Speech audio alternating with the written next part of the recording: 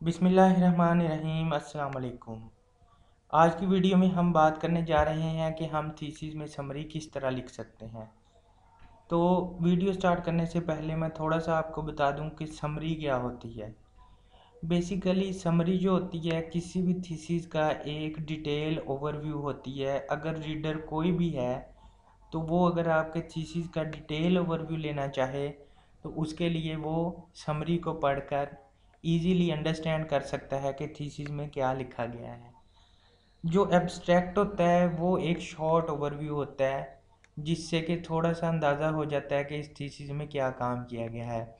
लेकिन जो समरी होती है ये थोड़ी सी डिटेल में होती है।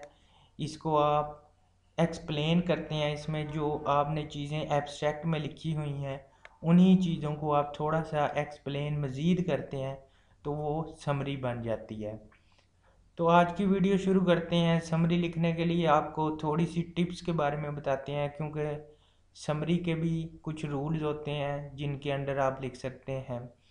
तो बायोलॉजिकल साइंसेस में जो जब हम समरी लिखते हैं तो उसके बारे में हम बात करते हैं। तो सबसे पहले जब आपने स्टार्ट करना है समरी को तो उसमें आपने सबसे जो मोस्ट इम्पोर्टेंट चीज़ होगी वो आपका टाइटल होगा। आपने अपने टाइटल को, स्टडी टाइटल को या उसका जो एम्स हैं, ऑब्जेक्टिव्स हैं, आपने उस तरह आपने फर्स्ट लाइंस में लेके आना है कि ये सब कुछ 2-3 लाइंस में एडजस्ट हो जाए। जिस तरह आपका टाइटल है, आपके एम्स हैं, आपके ऑब्जेक्टिव्स हैं, तो आपने इन चीज़ों से अपनी समरी को स्टार्ट करना है। दूसरी बात, आपने जो दूसरा पॉइंट होगा आपने इसमें लोकेशन ऑफ एक्सपेरिमेंट लेके आना है। मतलब आपने एक्सपेरिमेंट कहाँ पे परफॉर्म किया है, या अगर आपने कोई और स्टडी की है तो आपने वो स्टडी कहाँ पे की है, उसमें आप यूनिवर्सिटी का बता सकते हैं। उसके अलावा अगर आपकी कोई और जियोग्राफिकल लोकेशन है, कोई फील्ड स्टडी है, तो उसके बारे में आप बता सकते हैं। ये दोनों चीज़ें आप इकट्ठी भी बता सकते हैं कि आपके एक्सपेरिमेंटल की लोकेशन क्या थी और आप इंस्टीट्यूट कौन सा था जिसमें आपने काम किया था। हमारा जी थर्ड पॉइंट है एथिकल अप्रूवल। कुछ स्टडीज़ ऐसी होती हैं जिनमें एथिकल अप्रूवल ज़रूरी होती है। जिस तरह के एनिमल्स की स्टडीज़, उसमें हम एथिकल अप्रूवल लेते हैं और आपने ये थोड़ा सा डिटेल में उसका अप्रूवल नंबर क्या था, किस डेट को अप्रूवल लिया गया और किस एनिमल के लिए अप्रूवल लिया गया, ये भी आपने बताना है। अगर आप एक्सपेरिमेंट किसी और चीज़ पे कर रहे हैं तो उस हवाले से आपने जो भी अप्रूवल लिया है उसको आपने बताना है कि आपने ये जो काम है अपना अप्रूवल के बाद किया है। उसके बाद हमारा नेक्स्ट है जी एक्सपेरिमेंटल एनिमल्स और मटेरियल परचेज। अब आप हर स्टडी में कुछ ना कुछ मटेरियल्स भी परचेज करते हैं, एनिमल्स भी परचेज करते हैं, एक्सपेरिमेंटल एनिमल्स को। तो जहाँ जहाँ से आप वो चीज़ें परचेज कर रहे हैं, एक्सपेरिमेंटल एनिमल्स कौन से थे, आपने कहाँ से परचेज किए, उनकी कुछ करेक्टरिस्टिक्स होंगी, मतलब उनका वेट कितना था या उनकी एज कितनी थी, ये सारी चीज़ें आपने जो है नेक्स्ट आपने इस पॉइंट में क्लियर करनी है। और अगर आप ये एक्सपेरिमेंटल स्टडी नहीं है, फील्ड स्टडी है, तो उस हवाले से जो चीज़ें आपने फील्ड स्टडी के लिए परचेज़ की हैं उनको आप डिटेल से बता सकते हैं। नेक्स्ट पॉइंट है G condition of experimental place including infrastructure. अब आप जहाँ पे एक्सपेरिमेंट करते हैं वहाँ पे आपको कंडीशंस को मेंटेन करना पड़ता है। मतलब आप ऐसी कंडीशंस में एक्सपेरिमेंट नहीं कर सकते जहाँ पे आपने आपके जो एनिमल्स हैं उनका सर्वाइवल कम हो। उसके लिए आपको आर्टिफिशियल वे से भी कंडीशन को मेंटेन किया जा सकता है। मतलब आपने टेम्परेचर मेंटेन करने के लिए एयर कंडीशंस अगर लगाए हुए हैं तो आप वो बता सकते हैं कि उधर कौन सी कंडीशंस थी आर्टिफिशियल जो मेंटेन की हैं।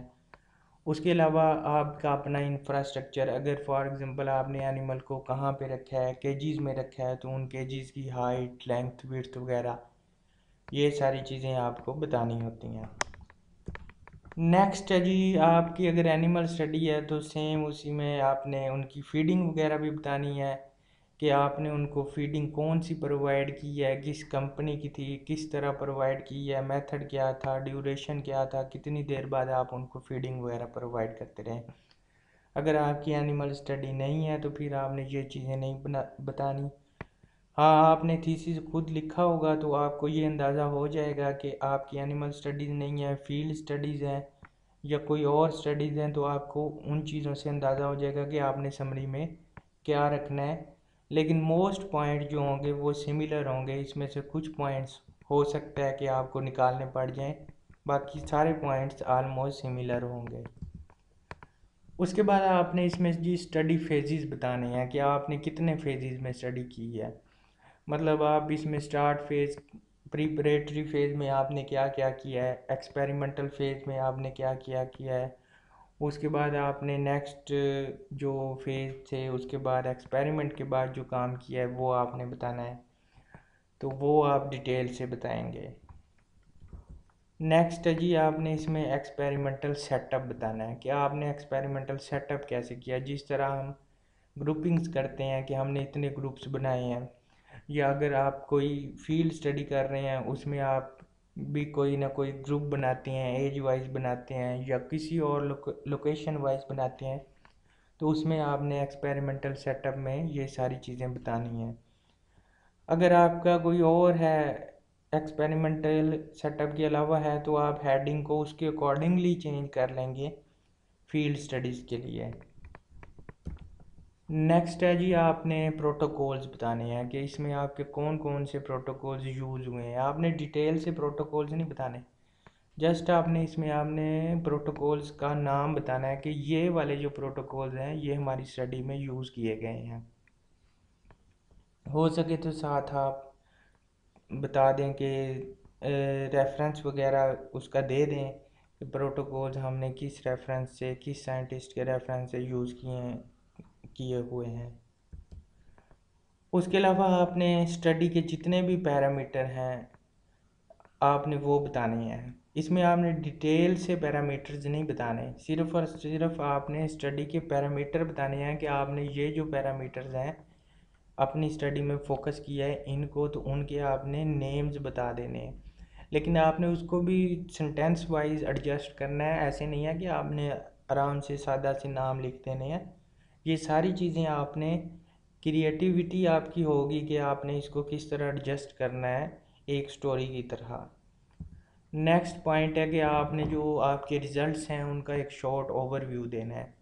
तो इसमें आपने ख़ास तौर पे जो सिग्निफिकेंट रिज़ल्ट्स आएंगे, आपके सिग्निफिकेंट वैल्यूज़ होंगी, उनको आपने डिटेल से थोड़ा सा बताना है कि ये वैल्यूज़ हम सिग्निफिकेंट हैं, क्योंकि सिग्निफिकेंट वैल्यूज़ का स्पेशल इम्पैक्ट होता है। अगर आप सोसाइटी के हवाले से कर रहे हैं तो उसका आपके सोसाइटी पे स्पेशल इम्पैक्ट होता है, इसलिए सिग्निफिकेंट वैल्यूज़ को हमने, अगर तो वो हमारे बेनिफिट के लिए हैं तो फिर ठीक है, अगर वो नेगेटिव उनका इम्पैक्ट है तो फिर उनको कंसिडर करना पड़ता है कि इनको मिनिमाइज किस तरह किया जाएगा।